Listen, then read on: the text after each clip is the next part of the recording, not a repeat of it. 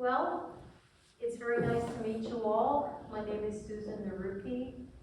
I'm a distinguished professor of music here at UC San Diego. I'm a classically trained soprano, and I understand we're going to talk about performance anxiety tonight. Is that correct? Yes. Okay, so before we do, I'll tell you a little bit about myself and about the kinds of things that I've done.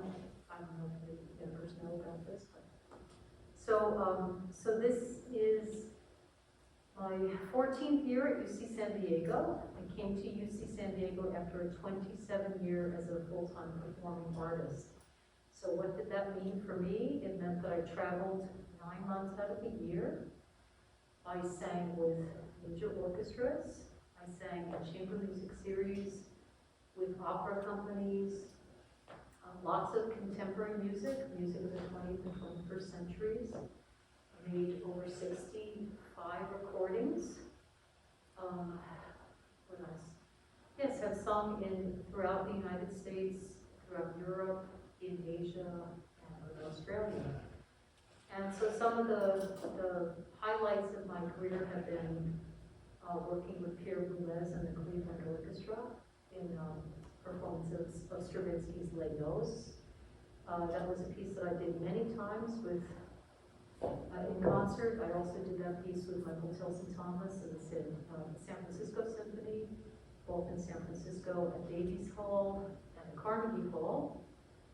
I sang on the Great Performers series at Lincoln Center in music of Lewis Andreessen. Opera is the Materi.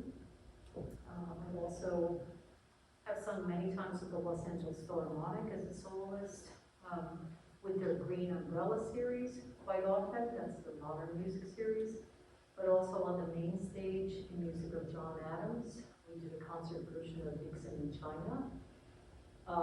Another performance of Stravinsky's Les Noces.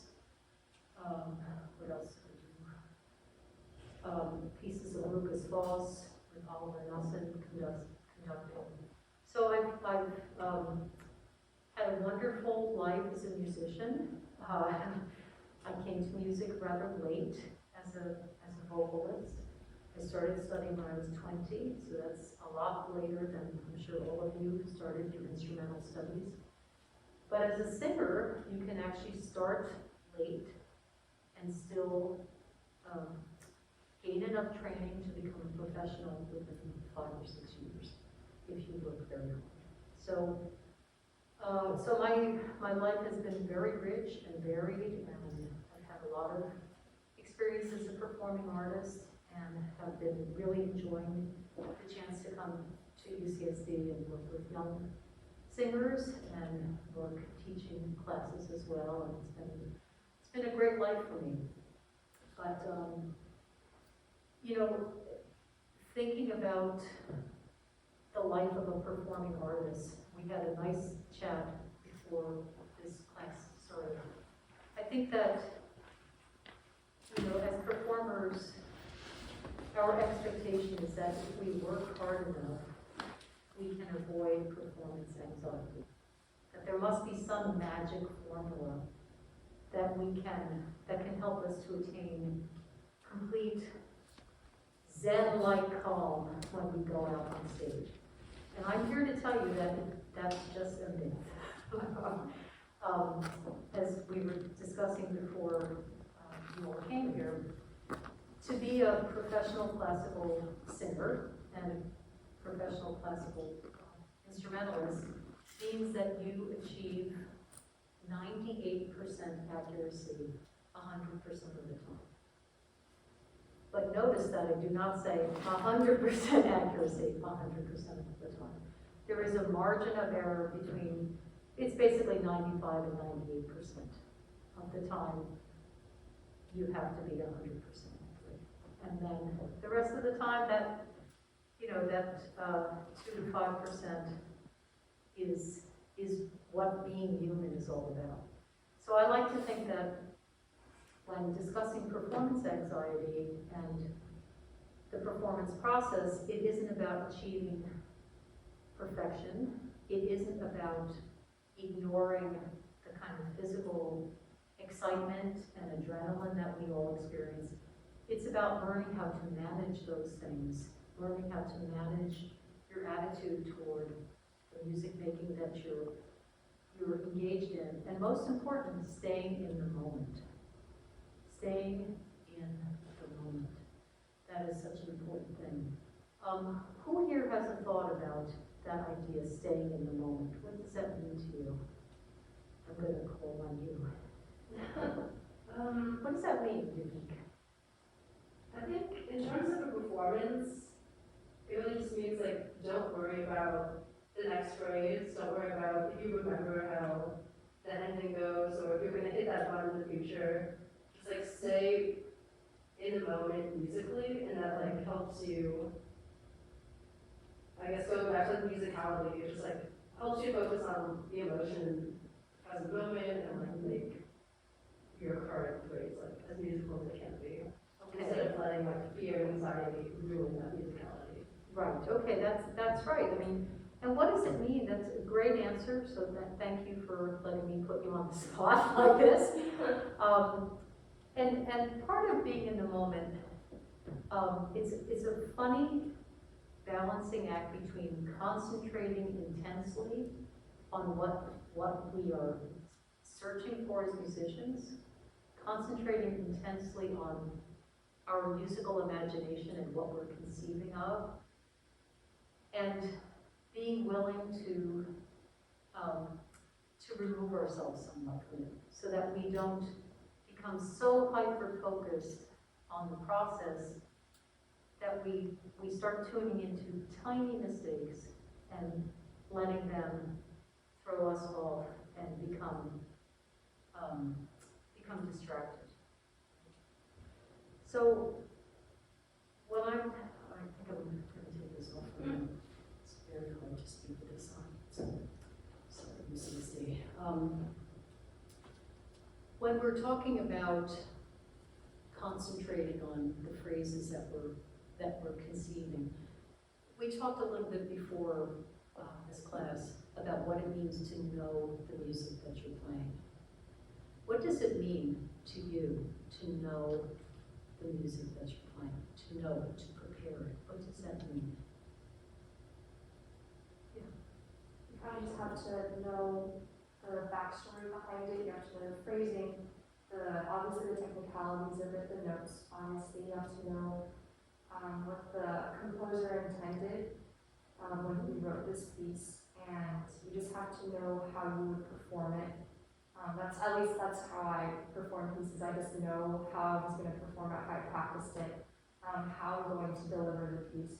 Okay, that's a great answer. I mean, I especially like, it's wonderful to have musical context about the style of the piece, the composer's intention, the structure of the piece. It's of course really important to know it technically, to be able to understand where the difficulties are and to feel like you've mastered those difficulties. And as you said, to know how you're going to play it, to know how you're going to deliver it. But I want to ask all of you, in that knowing how you're going to play it, what part of your musical imagination is engaged with that? Is it technically knowing how you're going to play it? Or isn't it also having a conception of the piece, a conception of the tone, a conception of the phrase, that's the dream in your mind, that as a performer, that's what you know you're trying to achieve. Do you know what I mean? I mean, as a singer, singers have a wonderful advantage and great disadvantages. I mean, this is the instrument. If you don't like the instrument, you can't change it for another instrument. This is the instrument that you have as a singer. As a singer, the great disadvantage is that you can never really hear yourself because you are the instrument. You can only hear yourself through excellent recording devices, which are always jarring because I'm making sound as a singer as a speaker through my instrument. I can never really hear it. On the other hand, we have a great advantage because we have to trust sensation. We learn we have to trust sensations that build up our classical vocal technique. When those sensations are right, we learn to identify them and replicate them. We cannot listen to ourselves. If we listen to ourselves, which is different than hearing, but if you try to listen to yourself as a singer, you're actually cutting off the breath flow, you're cutting off your resonance. It has a physical effect of kind of muffling your instrument. And sometimes I think that that's an incredible advantage that we have because we know we cannot do that and sing well. I think sometimes for instrumentalists, it's kind of tempting to say, oh, I can hear it, I can hear this.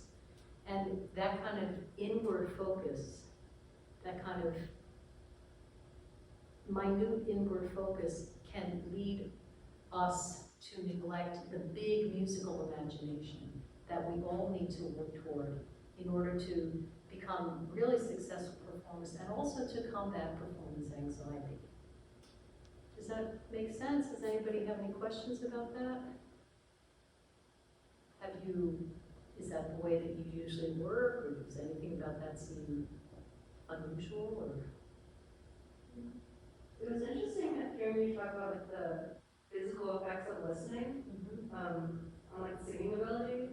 I can't relate to that as much as an obviously like instrument player, but I did sort of relate to it in a way where you talk about the distinction between listening and hearing. And I feel like when I listen to myself play, that's when I'm in like my overthinking space, and then it sort of muffles my like musical ability and like my technique. I start like overthinking and getting like anxiety there. Whereas if I just allow myself to like hear the music coming out of me, it's like less, like I don't equate hearing with overthinking. That's right. Yeah. That's right. And think about it, one is a very localized and specific thing, right? And it makes sense that, okay, there are moments when that's important, okay? But as performers, most of the time we're performing with others. And focusing only on our own very, very, this tiny feedback loop that we're kind of self-selecting leads us to not be able to immerse our sound into the sound of the whole, and to be able to actually hear and respond to the sounds around us. One of the great joys of playing chamber music and doing vocal chamber music and working with very skilled players and doing repertoire over and over again with the same folks is that, all the kind of sniffing and gesturing, actually when you are working with the same people and you all have the same concept about the music, you don't even need to look at each other. What you need to do is, I call it big ears. Everybody hears with big ears. You don't even need to watch somebody's bow to know that where they are. It's really kind of astonishing. It takes a lot of trust, and it takes a lot of, entering into each other's musical worlds without fear. But it is just the most exciting and fulfilling way of making music.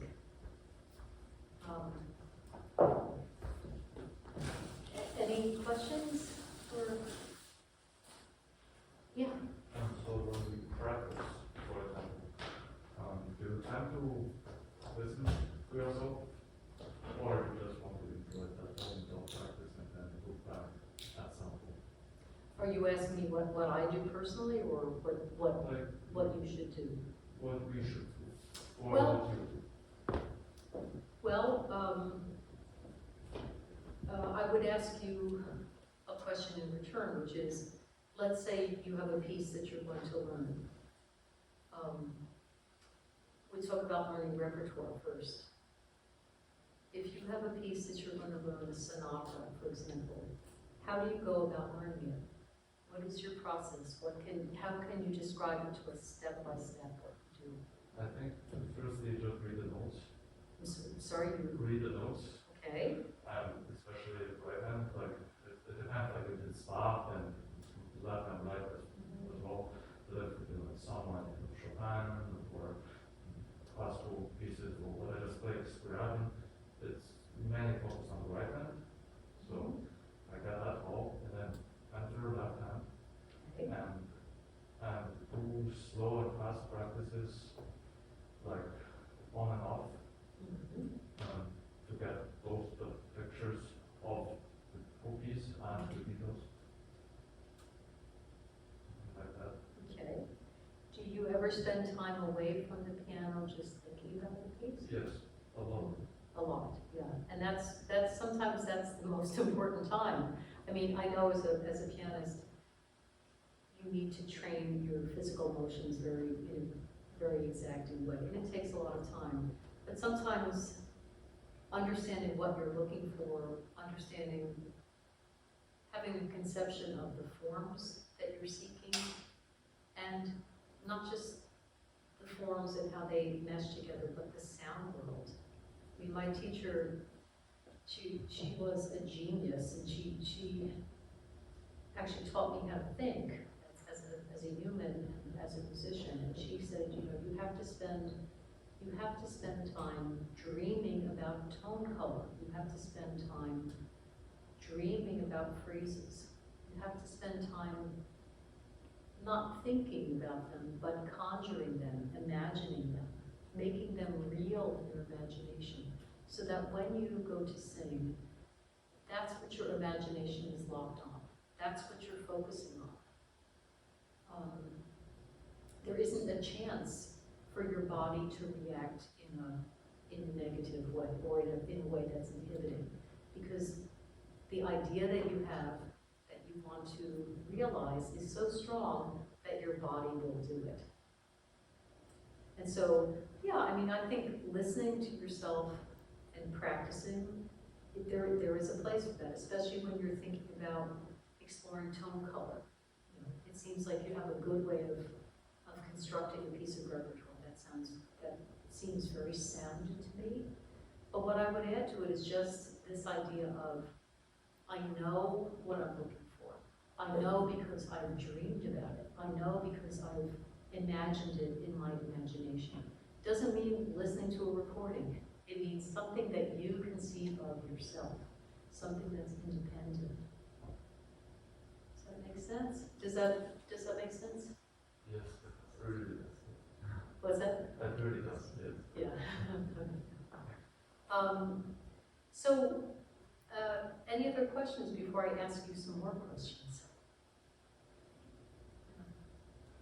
So, when you're struggling with performance anxiety, what are some of the things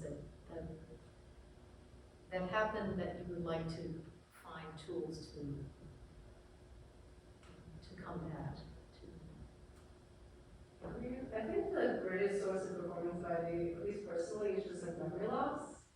And then, you know, I could play something without sheet music 1,000 times, and it almost feels like when the stakes are low, I have it perfect. Like, it's there, I'm not worried about it. I can start in the middle of the piece and play to the end, and go back to the beginning and play to the middle, like another piece back and forth. And then come performance, chunks of it just go out the window, and then like getting scared about forgetting parts of it causes the memory loss. And I just don't know how to work through that. There are ways, as with all these things, it isn't a matter of eradicating the risk. The risk is always there. It's figuring out what tools are actually going to help you to recover from the precipice of distraction, I call it. So, okay, so questions for you about memory loss. When you are playing a piece, and you say it's low stakes, okay, you can do it, you know. So before you play this piece by memory for other people in in a public performance, how many times have you played it for your friends? Oh, probably not at all. Well, there's the answer right there. So the answer is, the thing that's happening, I would describe it this way. When we're in the presence of other people, a different type of communication is taking place. And even if, it's hard to explain, but even me, sitting here talking to you, I didn't prepare this at all. I thought about it a little bit, I was thinking about it all, I didn't prepare this. But I've been thinking about it for 40 years. And being in your presence and hearing your questions is evoking this response that's been in me for 40 years, okay?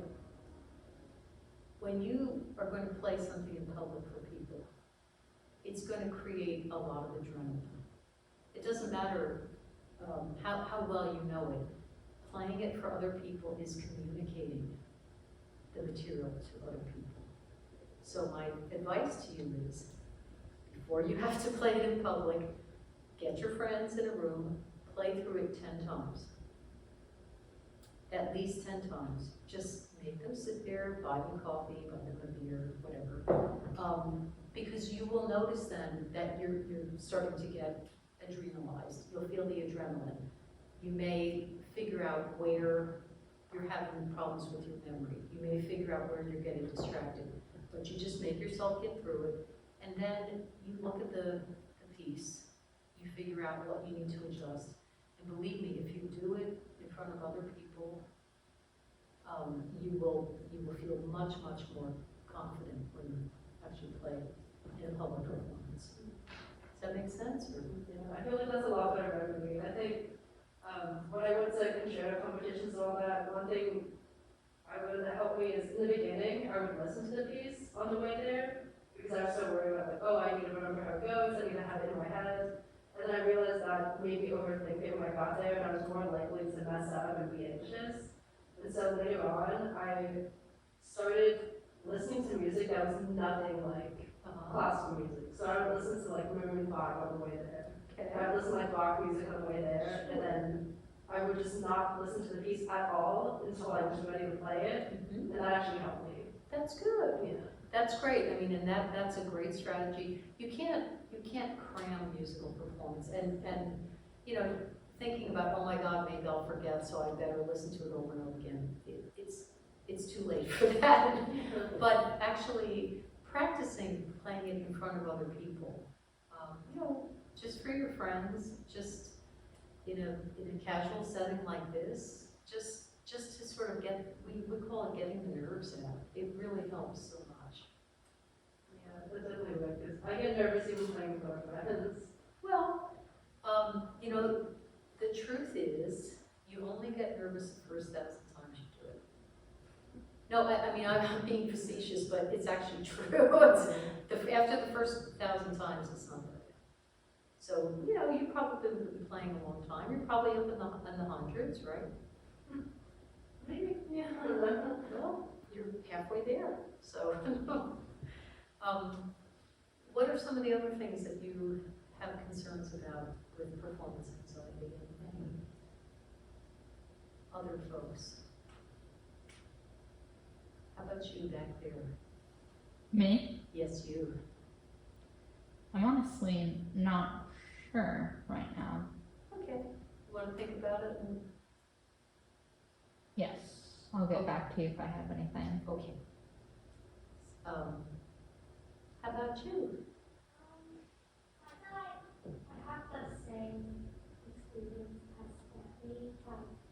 If I am to perform on stage, and then I overthink about like a specific passage that I have to get it right, then it makes me like mess up that phrase.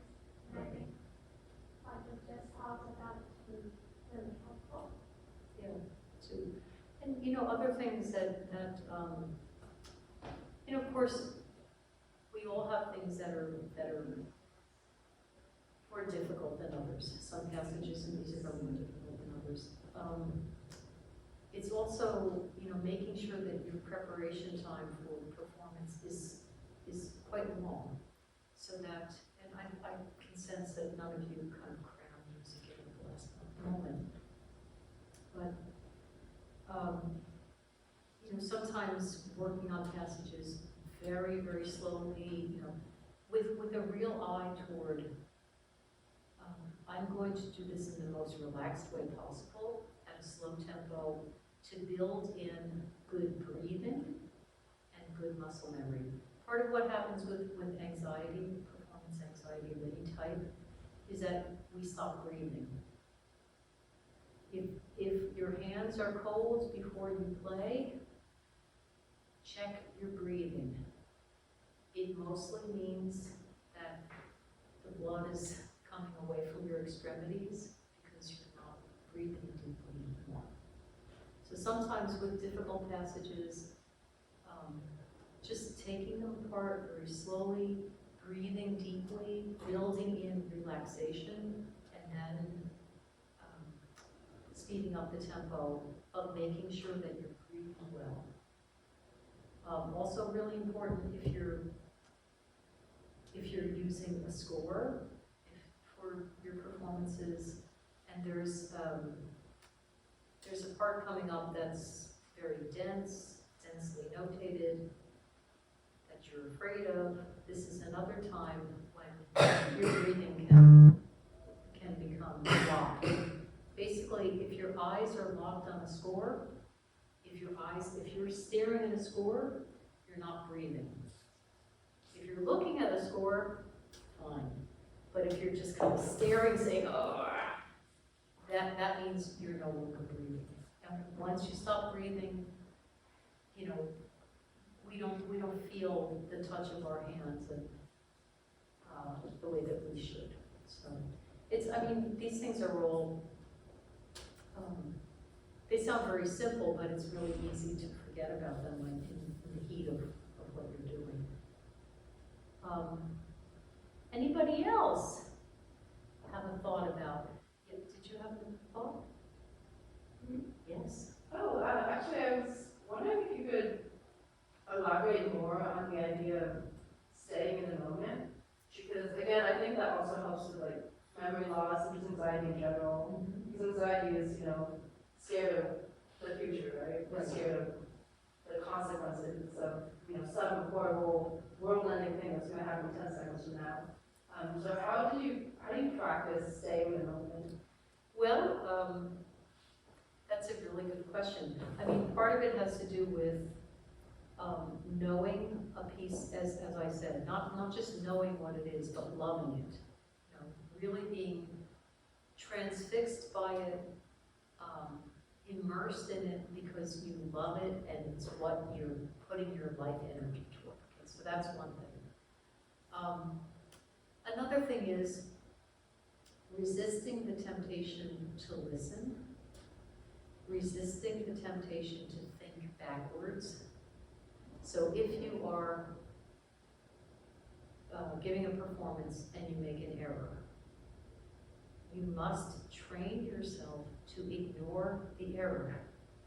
You cannot think backwards. Once you start thinking, oh no, I did this thing, oh no, I messed it up, that means you're no longer in the moment. So you can do lots of things when you're practicing. You can do behavior modification this is very basic, but you can get a rubber band on your wrist and you think backwards, you wake yourself up and you alert yourself to the fact that you're thinking backwards and that you're not going to do that anymore. So not thinking backwards is important.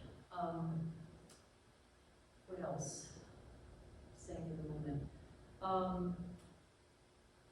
Yeah, I think that it's again this balance between concentration and a kind of concentration that's concentration out of thinking about why you're doing this. You know, when we're playing music, it's usually a communal thing. We do it because it gives us pleasure. We sometimes do it in competitions, right? So other people are judging us. But the truth is, you can only compete with yourself. You can only compete to be the best version of yourself. There is no, all the other ideas about, well, I'm not as good as X, Y, and Z, I'm not as good as this person, I'm better than this person. It's all a fantasy, it's all a fiction.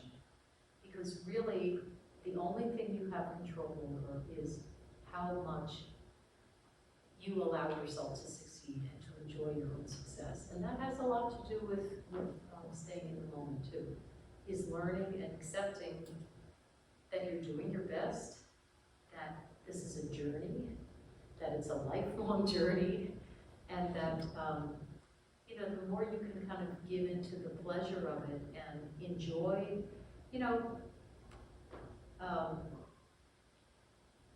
we all think about folks who succeed in a big way and imagine that their lives must be somehow different than our life and that their lives are not full of struggle. Everybody's life is full of struggle. Anybody who wants to do anything at a high level. Some days go better than others, but the path is to be consistent and to get your consistency stronger and stronger, and to let go more and more. And so,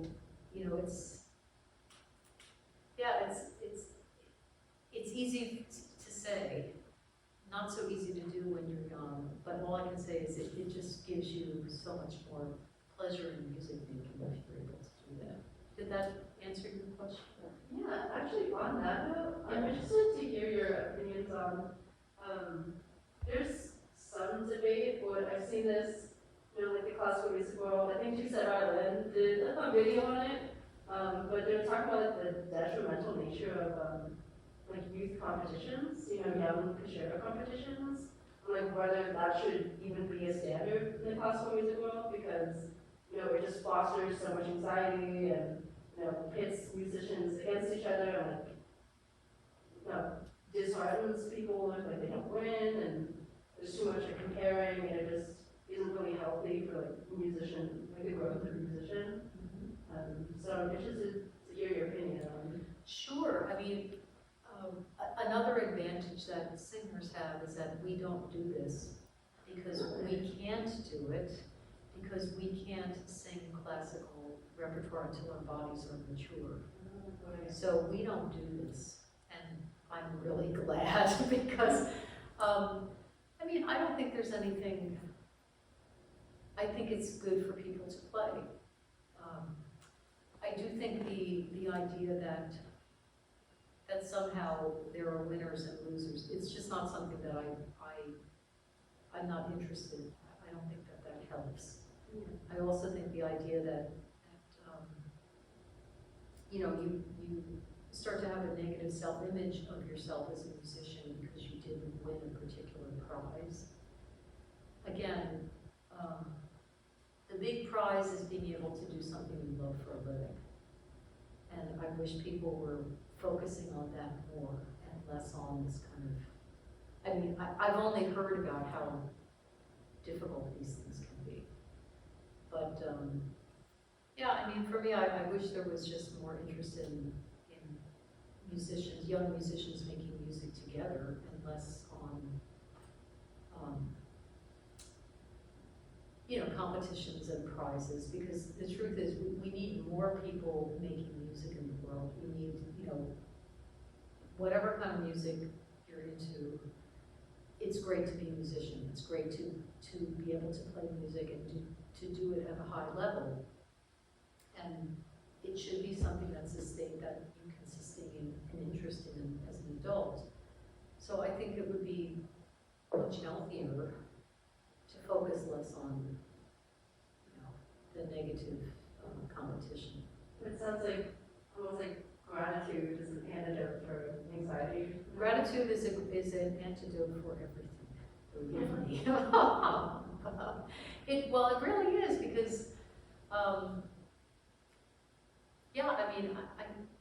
I'm afraid that a lot of young people pursuing this field think that the payoff is X. You know, like, that the payoff is, I'm gonna be the next Sarah Chang. Well, maybe you will be the next Sarah Chang. You know who Sarah Chang is here. I actually did a concert with Sarah Chang once. I was singing, 1992, before any of you were born. I was singing a piece of Mario Devanovsky, a great American composer, with the San Francisco Symphony with Herbert Blumstead conducting. And so that piece was on the program, it was a world premiere, a 15-minute piece. And on the second half was Sarah Chang playing some, Firebrand concerto. And she was, I think, 10 at the time or something. And it was actually a funny anecdote. They always would wedge the contemporary music pieces at the beginning of the program because, that's what people do. But it doesn't matter, it was a beautiful piece. But I would usually hang around until the end of the concert anyway, because I would have friends come to see me. And one night, the third night of the run, Sarah Chang, I'm in my dressing room after I sang, and I hear, yes, and it's Sarah Chang. Susan, can I ask you a question? I said, sure, Sarah. My mother didn't come to the hall with me, and I don't know which shoes go with this dress. Isn't that cute? So we had a nice chat about which shoes she should wear with the dress. But I mean, I don't know why I get all on that story, but I think the point is, if you have the good fortune to become a professional soloist at a really high level, that's another kind of pressure, that's another kind of life. It's a very demanding life. But, people who thrive in that environment know how to deal with intense pressure, they know how to deal with the kind of performance schedule that develops for them. But those people are, how many people are like that in the world? What opportunities really exist for that? Not a whole lot. But does that mean that you shouldn't try to become the best musician you can be and enjoy music making and have it enrich your life? So I mean, it's not a winner-take-all endeavor. Does that make sense? It's probably not the attitude that many people have, but I don't know. Did you think of your question yet? I didn't have one. I'm just interested in what. I know, but I was hoping that you would. I'm good. just trying to invite you in the conversation, that's all, just in case you have something you want to share. It's just interesting listening.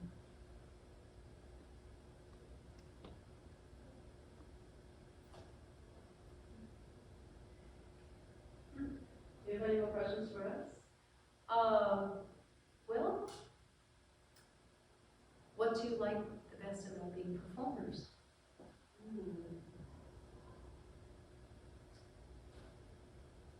I guess, I don't know if this directly answers your question actually, but I've noticed that I love performing pieces a lot more than I would love hearing them. That's interesting. Like, What do you mean? I don't go out of my way to listen to Bach. Uh-huh. I don't find his music particularly entertaining. But performing it is an entirely different story. I can be I could play Bach for hours on end and dial into the fine minutia of this one phrase and get a lot of enjoyment and satisfaction out of it. But then listening to a violin Bach partita, I just I couldn't. It's not as enjoyable, which is interesting. Why do you think that is? That's maybe just the process of creating art is a lot more interesting. That makes sense. Yeah. What music do you like to listen to? I think I like the more like bravado side of classical music, like Tchaikovsky.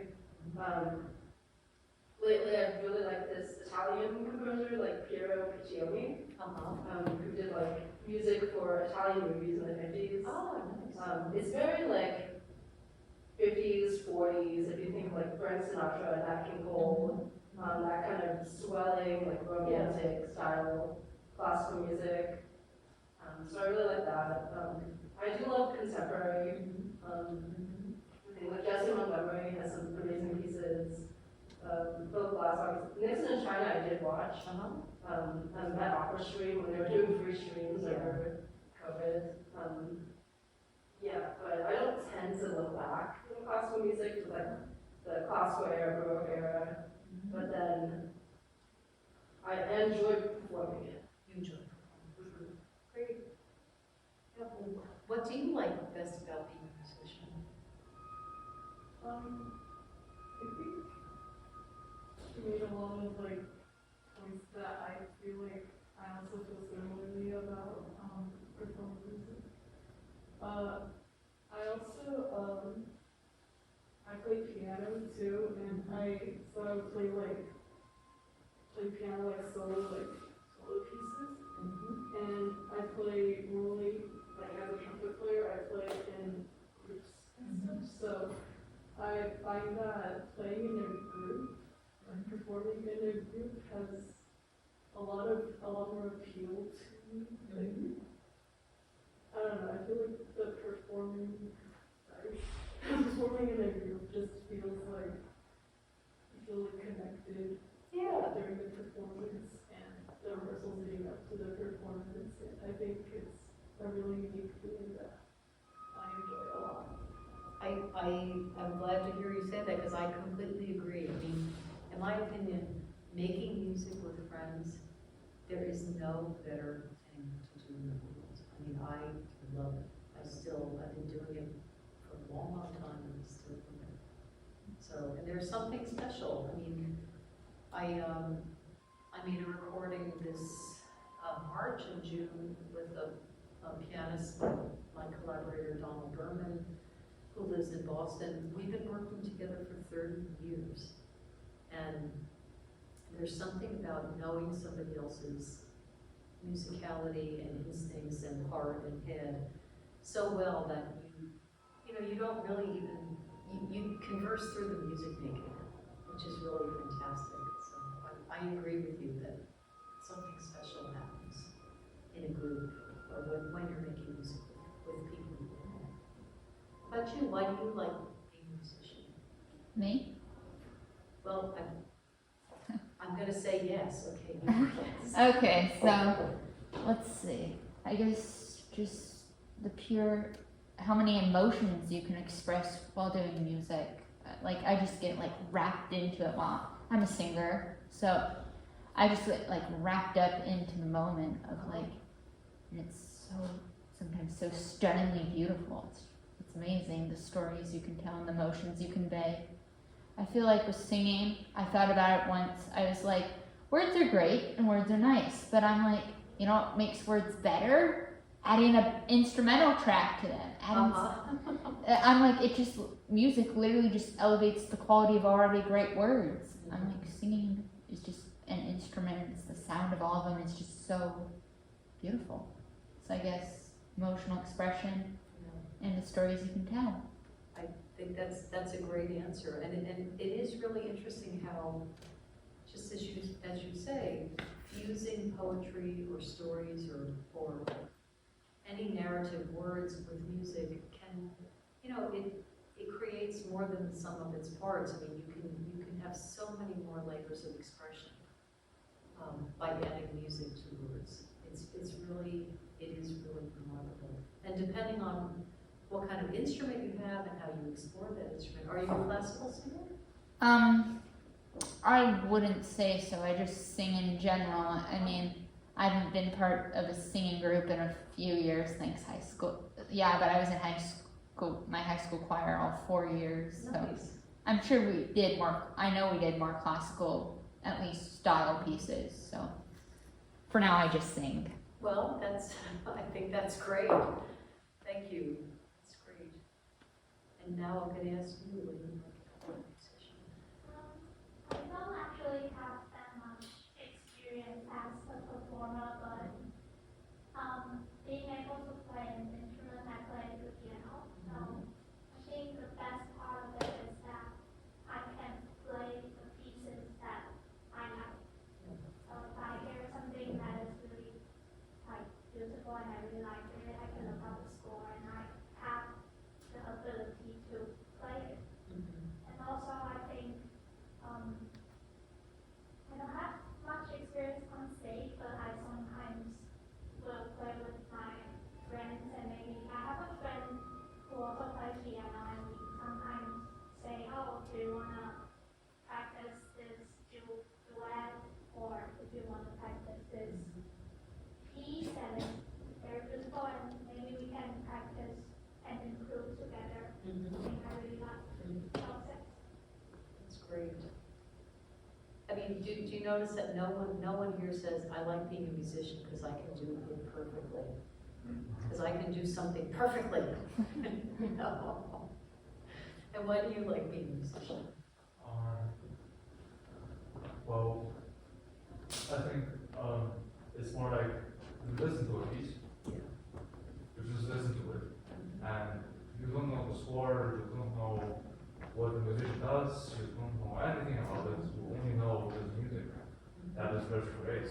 But like when you hear something good, you really want to dive in. Like whatever it is, like when right now I'm listening to like some Shostakovich symphonies, I want to be a conductor, but I cannot. It's tragic. Well, why can't you? Because I don't have time. Oh, well, that doesn't mean you can't, it just means you're choosing to do something else that you like more. Yeah. So that's the thing, you know, when you're listening to like, you know, Andres Nelson's conducting Shostakovich Symphony 11. Well, that's pretty great.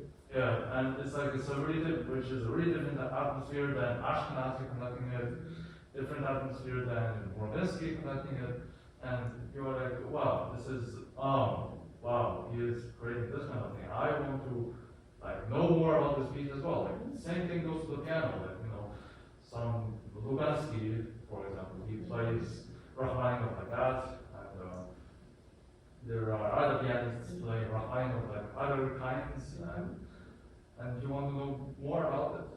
And so although I'm not a Rachmaninoff player yet, it's just an example. I'm like, you know, I want to discover more about this piece, that piece, you know, and to practice and to just get things around. Yeah. And to see what's really inside and to experience the smooth of music, because like when you're listening to a chord, a specific chord on the recording, or like in a tablet, whatever, or from a speaker, it feels just so differently than to just play that chord, even a simple chord, like on the instrument, like live. So I feel like this is what makes me want to, you know, to dive into more. Well, and hopefully you can, you probably already have, but, you know, part of the excitement of hearing the orchestral form is being able to hear orchestras in a great acoustic, a really great acoustic. So, you know, those buildings make the orchestral sound blend in ways that a mediocre acoustic or a drier acoustic can't do. And so that's another, I mean, if you love hearing symphonic music, you know, going to great halls to hear symphonies is something you probably do, and you probably already have done. Limited to some specific composers. Yeah. Like, I'm really excited that it's symphonic. So Yeah. because like on the piano, like everything Yeah. except the typical Beethoven, Mozart, and Haydn. By the way, I like pop. I'm listening to right now. I'm listening to his French Suite Number 5, which is like really good, really like comfortable listening to. So and piano, yes, a wide range, but like symphonically, I listen to specific people, like Shostakovich. That's like that's You're interested in that? yeah. I'm really interested in his symphonic voice. Like that's my like favorite in terms of symphonic voice. And other than Shostakovich, maybe like I don't know, like Rachmaninoff, some contemporary, but I just don't listen to it really often. Like when I want to listen, when I want to listen to symphonies, I would directly go to Shostakovich to listen. Okay. Well, I can't argue with you, but I because I also am a fan. But I will also say that hearing some other great orchestrators, you know, the people who really use the orchestra in unusual ways. For example, now I don't know if you like this person or not, but to listen to the orchestration of Ravel. Gee, this one of the greatest writers for the orchestra. I mean, great orchestration, really knew how to combine sounds to make them more than the sum of their parts. Also, early Richard Strauss, not the later stuff, but listen to his early operas, Salome and Electra. I mean, there's some crazy orchestral writing. That's really will blow your ears back. But Shostakovich can't argue that. Why not? No, I can't. I think it's great. So, no, I agree. What do you think of Mahler? What do I think of Mahler? Yes. I love Mahler. I will perform his Symphony No. 2. I have performed his Symphony No. 4. And I have performed the Das Knaben Wunderbaum pieces with orchestra as well. So, yes, beautiful work. We have a new person here. I Hello. snuck in the back. Hi. What's that? I snuck into the back, but I'm Ross. Hi. Hi, welcome. We're just talking about why we've already covered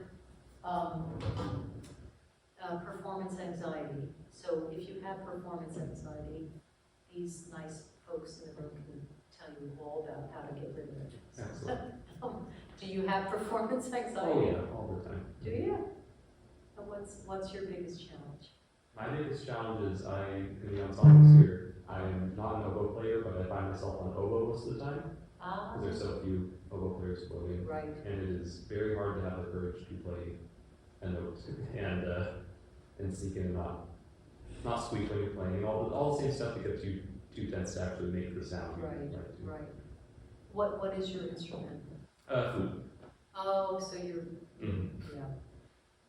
Well, you're a good person, so you should be heartened by the fact that you're a good, generous person who's willing to pitch in and help other people, and they probably are so grateful because otherwise they'd have no oboe.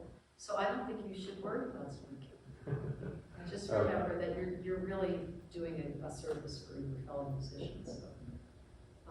I'm not an oboist, so I can't. Sorry. I'll bring that with me about 30 minutes to an ensemble. So, Ah, who's conducting that now? that is Michael Jones right now. Oh, that's great. Oh, that's great. Who is good at playing the oboe here? We don't have any oboists here now, unfortunately. Have you talked to Michael about it? Oh, he is very understanding that you're lucky to have an oboe here, and there's no pressure from him. It's. See what I mean? I wish we had some folks on the faculty who could, just give you some pointers or tips, but we don't have oboists on the faculty.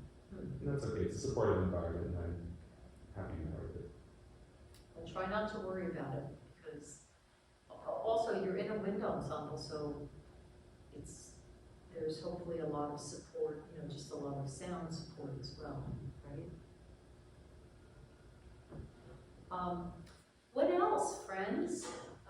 I see that it's 7:30, so I don't know how long we shall go, but I leave that up to you. Yeah, I think it was planned 6:30 to 7:30, so it's really, I don't want to take too much of your time, but if you want to do anything. Do you have any questions for me, now that we've gotten to know each other a little bit better? your collaboration with Microsoft Symphonic? Amazing. I mean, I did, what did I do with him? I did Les Notes 4 times with him. And the first time I did it, oh, he's amazing. I mean, conductors are all very different. So some conductors, the best conductors kind of reach out to everybody in the ensemble in some way, either with their brain, or with their heart, or with their spirit, or a combination of all of those things. And they kind of have a little line to everybody in the ensemble, and they somehow magically make you all better than you actually are in the moment of performance. And I would say that he is one of those people. I don't know how he did it, because he wanted a tempo that was fast. And the first time we did it, we had a team where, you know, some of us knew the piece better than others. I don't know if you know Les Notes, but it's 25 minutes of Russian. So for 4 soloists and a chorus and 4 pianos, and it's just the most, and percussion, it's the most amazing piece, but it's just kind of, once it starts, it is going. And so we were, some of the cast was struggling a little bit more than others, but he, you know, he was very patient and methodical and kind of, you know, built the performance up to a certain point, and then when we actually had to perform it, he started the tempo 8 points faster than he had ever done on the metronome. It was amazing, and yet somehow we all did it. We all were able to manage it, and I don't know, he's just a real genius in terms of how he's able to think about the music and kind of bring people into his idea, and a very kind person too.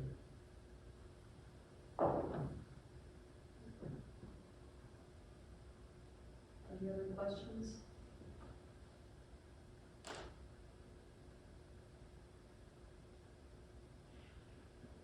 You have a question. I can see it.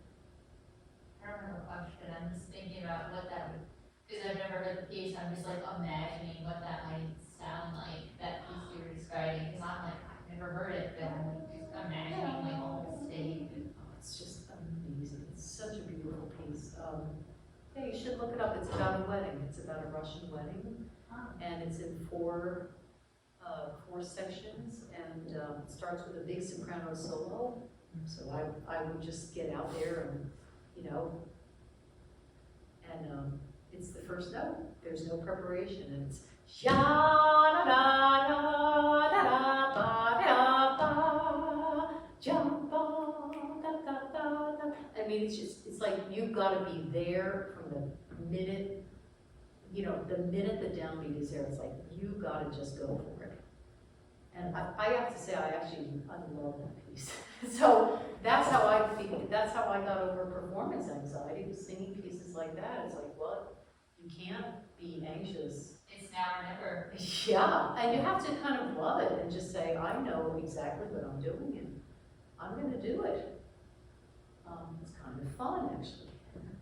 So you have to hear it. Yeah, you know.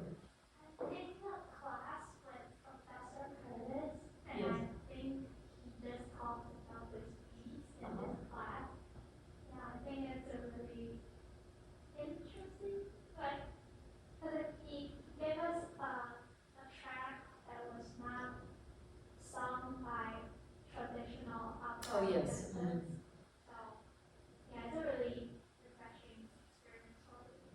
Yeah, I mean, there is a recording of it sung by a Russian choral group, and so it sounds more folk-like and more nasal. It's very interesting, but it's also interesting to hear it with classical singers too. It's just a different sound. It's not, one is not better than the other. It's just different flavor. You had a question.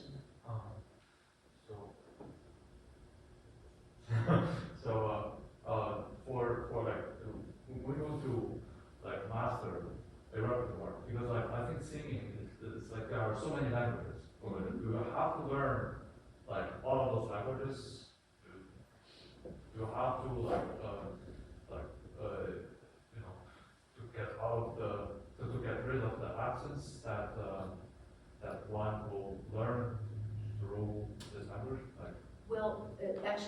do in singing is we have a course of study called lyric diction. And in lyric diction, we use the International Phonetic Alphabet, which is a system through which you can understand the particular vowel color and consonant color and groups of different languages. So we study, as undergraduates, we study French pronunciation, Italian pronunciation, and German, and English. And we learn how to translate those sounds into the International Phonetic Alphabet. So it's a standardization of pronunciation. And then as you develop as a singer, generally you add other languages as well. So I also have Russian, I have Hungarian, I have Dutch, medieval Dutch, and Finnish, and Spanish. So I have those languages that I can sing in. But the International Phonetic Alphabet is the key to this. And if you're interested, there's a nice resource that's online with the library from Kurt Herbert Adler. It's called, look up Kurt Herbert Adler, and you will find an online resource about coaching and about diction for singers. And the first 20 pages basically tells you all about the International Phonetic Alphabet, the concept behind it, explains what it is, and it's just a primer. It's a way to understand the concept, and then if you want to actually study more, you can enroll in lyric diction classes. So we don't have to learn to speak in those languages, although I can speak in French and I can speak in German. I'm not fluent, but I can get around. But that's how we learn how to pronounce foreign languages.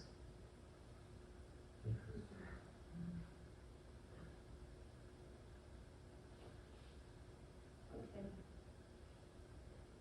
Well, I've enjoyed this.